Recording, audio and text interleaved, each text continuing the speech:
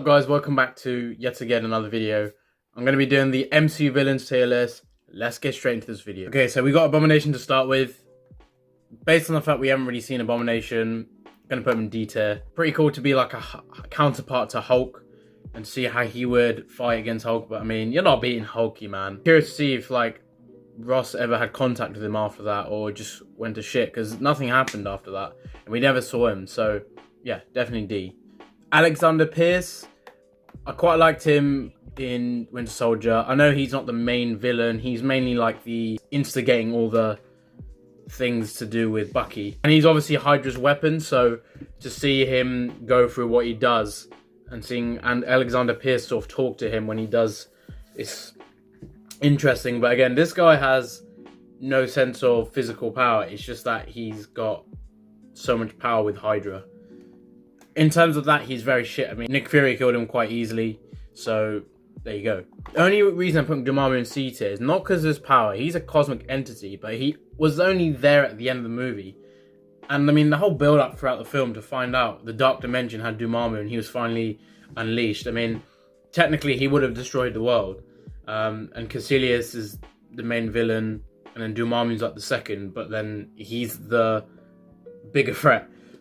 And Doctor Strange had to make him go for about over 1,000 times of him asking him to bargain for Dormammu to finally change his mind, and the director did confirm that. You know, that I've come to bargain moment is really funny, but like Dormammu just wasn't around long enough, so he has to go C tier. Ego, okay, he's in C tier as well because I think he was just so underwhelming. Like at first, it was just quite random to see him, and it's like, wait, this guy is now claimed to be Kor's father. There's always something underlying about him. Like, why would he come see his son now? Like, it's not just fate and luck. It really wasn't. This guy is just coming to see his son just so he can get connection to the light to take over the universe. Okay, Ghost. I'm gonna put her in C because she's not technically bad. Like, I mean, she's killed, yeah. She was used in a certain way, assassinate and do missions. So she was quite villainous in that sense, sort of like Bucky, but she's actually got control of herself and she's just going through pain and wants a cure. And once Yana like cures her, she has no reason to be angry and have rage anymore. And I'm curious to see if she'll come back in Ant-Man 3 and maybe be like a side character we can see. And I'm hoping she does come back because she was quite interesting to be a villain. But I'd like to see where they go with her character if they do bring her back. This guy was just basically a budget Tony Stark, like really was. I'm gonna put him D tier. I mean, he was quite annoying, quite boring. The only reason he was relevant is because he had this technology and he just couldn't seem to, well, he did replicate similar material like the Iron Man suit, but it was nothing special like that. He just copied him and like all his legal testing and stuff. It was just, I mean, he used Whiplash, and then we'll get to him at some point, and yeah, he was trash too. So yeah, Justin Hammer just wasn't the greatest, and I just found him really boring. Hela was so deceiving and just so intimidating throughout Ragnarok, and I just loved how Cate Blanchett played her really well. She was just so powerful, like Thanos wouldn't even stand a chance against her without the stones, no chance. The most powerful villain, and if you compare it to Thor 1 and Thor 2, wow, like Loki was technically the villain of that. Thor 2, I mean, the improvement from Malekith to Hela is crazy. But yeah, I loved her, and a lot of people liked her as a villain, and a great villain to have someone that powerful. And she broke Mjolnir, man. She just, that thing exploded. Crazy. Ironmonger, B tier, easy. I mean, out of all the Iron Man villains, I think he was my favorite. Like, he had the closest connection to Tony. He was just getting jealous of him. I mean, the twist to find out he was the one to get Tony kidnapped was quite interesting as well, because he wanted to take over Stark Industries. He wanted it all for himself, all the glory. He just wanted Tony dead, and then he creates the Ironmonger suit, and it was quite interesting. Obadiah Stane was a first good villain to approach the MCU with, but yeah, I mean, you know, villains after get so repetitive. It's all about Tony's ego creating all these people that despise him, and unfortunately, the other villains sucked apart from him. Okay, Caecilius. I'm going to say Caecilius. I quite like Mads Mikkelsen, Caecilius, as a villain, but I'm going to put him C. I think he was a bit washed, and at times it's just so it's so cliche again. Ancient One student becomes evil and then does things for his own good or for his own benefit rather than not his good, and he was quite boring at times, but I think he was a good enough villain for Doctor Strange. Just comparing it in the grand scheme of things, not the best. The Killmonger is A tier because, wow, this guy stole Black Panther. I mean, I thought Black Panther was an average film. I didn't think it was the best. It was very overrated. But when Killmonger was in the film, I mean, it was such a great villain. He even dethroned T'Challa. The twist with him actually being a Wakandan was quite interesting. And just him being some very evil person on Earth. Just generally being in the military. And I mean, he's got like these scabs that tells you how many people he's killed. I mean, that's crazy. He was just savage. And you understand the whole twist. That was all amazing. And that redemption of him losing his father and finally getting revenge. It's quite interesting. But I quite liked him as a villain. And I'd like to... It's similar to Ghost, but I'd say he was more interesting. Plus, Michael B. Jordan killed it. I don't think there was one thing I disliked about him. And he was awesome, so definitely going to have to go an A. Loki, this guy was always deceiving. You never know what he had up his sleeve. You don't know if he's going to go good for a bit, he's going to go bad. He's always in the middle, going good to bad. Even at the end of Ragnarok, he tried to betray Thor. And Thor wasn't taking any of that. I quite like Loki throughout this entire journey. I just love how he was always putting people on edge. The audience never knew what he was going to do. Plus, Tom Hiddleston absolutely killed the role of Loki. Who doesn't love Loki? He's the best villain, or one of the best. Malekith, complete opposite spectrum. I'm actually going to have to create a new row for this guy. To call it the worst. Can I spell? Okay, need to change a color. We'll make that pink. Okay, Malekith was the worst villain. So trash. Just literally perfect for DC because he's very dark. But, oh my god, man, this guy was so bad. You just so... it just made me laugh, man. It was just so bad. I mean, you could say his henchmen were more villains than himself. Like, he was so boring. Nothing about him that was interesting. I mean, The Dark World was a bad film, and it was also because of Malekith being a bad villain. If we had a convincing villain, it would have made things interesting. But nevertheless, the worst villain. Just nothing about this guy was good. Red Skull. I'm going to put Red Skull in B tier. I quite liked him as a... I mean, he was technically a Nazi, but he didn't even respect Hitler. He did his own thing. Hydra was his own thing. I liked how Hugo Weaving played the role. I think he did a great job. The classic cliche villain he is for Captain America, because he's basically like an evil Captain America and going against things, and he's got the same powers. But it's cliche in a good way. It's not like cliche like rubbish Justin Hammer. Like, I think he was very convincing. I quite enjoyed him as well. He made the first Avenger even better film with the way he was presented.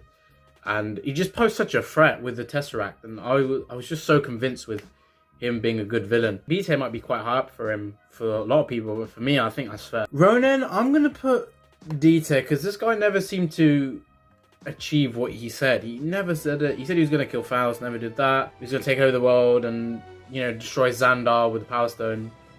And he never did that. Only until Thanos destroyed Xandar, Ronan actually technically achieved his... Ronan was just... I mean, he was quite interesting, but he was just a laugh because this guy never achieved what he said. So he was very poor villain. Birch was an interesting villain. Again, he's one of those guys, got a lot of money. He just wanted the technology for himself. I think he was funny and he was interesting, and the actor was really good for it. But again, he was quite puny and pathetic in himself, so there's not much to him in that regard. But he was still interesting. But Ghost was the main villain of Ant-Man and the Wasp. Thanos is obviously going S tier, man. The way they built this guy up over 10 years, wow, like 10 years in the making, it's insane. Thanos was just took everyone by surprise in Infinity War the way he was. Very, very villainous. You know, his goal to conquer and balance the universe was the biggest goal any other villain has ever had. The most important thing is he actually achieved what he said. He did the snap. He even came back in Endgame during the time travel with the pin particles and all that. And this guy doesn't even seem to go away after you kill him. Like, he still comes back, and that's what he said. And just failure of stopping him brought them back to Thanos, as he said in Endgame. He did so much, and I think a lot of people can agree with me that he is the best villain in the MCU. I mean, apart from Loki, like, what he's done in the short amount of time. I mean, I'm sure we're still going to see him in other films, but more of like a backstory. It has to be S. Ultron, I'm going to put Ultron in B tier. I liked how interesting he was. Very interesting villain. Like, the way he was corrupt and he thought the Avengers were bad. Intriguing to see the way he wanted to create extinction for Earth and to recreate it. It's like, it's crazy how he thought that was a good idea. And Wanda didn't agree with him, turned on him. I just found that interesting that Ultron was just conceived by the idea that destroying the Earth would be a good start for it and resetting it and for it to evolve. I think Ultron, he didn't really achieve what he wanted. Again, that's why he's B tier. Plus, he is like similar to Thanos in some ways, but he's not. I mean, Thanos would shit on him, let's be honest. If he had the stones, maybe this would make the story interesting, but of course, Ultron was just a byproduct of Tony Stark, and it was just a mistake. I really like Vulture. He's going B tier. I liked how he was a villain based on the fact that his line of work were treating him were treating him unfairly. Like, he couldn't take the tech for himself, and he was fed up with cleaning all the scraps from the Battle of New York, and why did they have to do it? Like, they could take the tech and use it. I'm very interested by the idea of his character. And, of course, being a Spider-Man villain, you can't hate in it. I think Spider-Man has the best villains. He was awesome. Whiplash, I think he was crap. I mean, maybe worse than Justin Hammer. Technically, after that first little scenario with Stark, the Grand Prix, he gets subdued very easily. Justin Hammer only then gives him a chance. So technically, Whiplash is just rubbish. He doesn't have anything going for him. And he's just a boring villain. And they could have done a better job with this villain, but he just wasn't convincing. To be fair, Malekith is his own. I think D tier is a bit fair, because he was quite poor. Winter Soldier, man. B-A... Do you know what? As a villain, I mean, Bucky was... I'll put him B, based on his power as well. I quite like the way he was as a villain. And he was very menacing. And to see, like, this is Bucky, Cap's old friend that he thought had died. He's just basically the Hydra's #1 weapon. It's crazy, and nobody was not convinced by the Winter Soldier. No one was not displeased with him being a villain. I think he did such a great job. I loved him. When Bucky then becomes good again, I was always interested to see how he would stop being a villain. And being Hydra's secret weapon was the biggest shock, because it's like, this guy was Cap's best friend, and they used that against him, which is crazy. And Hydra are just still there. They're very sneaky, and they just find ways of still getting to Cap no matter what. Even after he was asleep for 70 years under the ice. Soldier was great. I mean, he was a great villain in Civil War. He wasn't the main villain, but of course he was still brainwashed by Hydra. I liked how he was just so vicious and just fun to watch. Yellowjacket, I'll put him in C tier. Interesting villain, trying to copy Hank Pym's tech. He was quite interesting that we saw him at the start, because how he threatened Hank and everything, but I think when you got to the third act, like, nah, Ant-Man's beating him. I think he was alright, but not the best villain. Yon-Rogg, I might put Yon-Rogg in... could say C tier. I mean, the whole time he was just tricking Captain Marvel, like, showing her that she was part of a really elite group of warriors, and like, he actually was the underlying factor and the problem the entire time. He was bad, and he did a lot more than everyone had thought, and that twist was interesting. And when you find out he was bad the entire time, that was pretty cool. I liked him because Jude Law was great in this, and I just think it was mainly him with the Kree. Like, there wasn't many moments where there's just him. Like, without the Kree, he's pretty much powerless. And it was just kind of bugging me. Like, he can't seem to subdue Captain Marvel. And then when he's on his own, that's it for him. He's toast. You can't stand against Captain Marvel, one of the most powerful characters. No chance. And finally, we have Zemo. I'm going to put Zemo in A because he actually achieved his goal. He wanted to break the Avengers. Civil War, he did. He broke Tony and Captain America's relationship. He wanted to get back at them.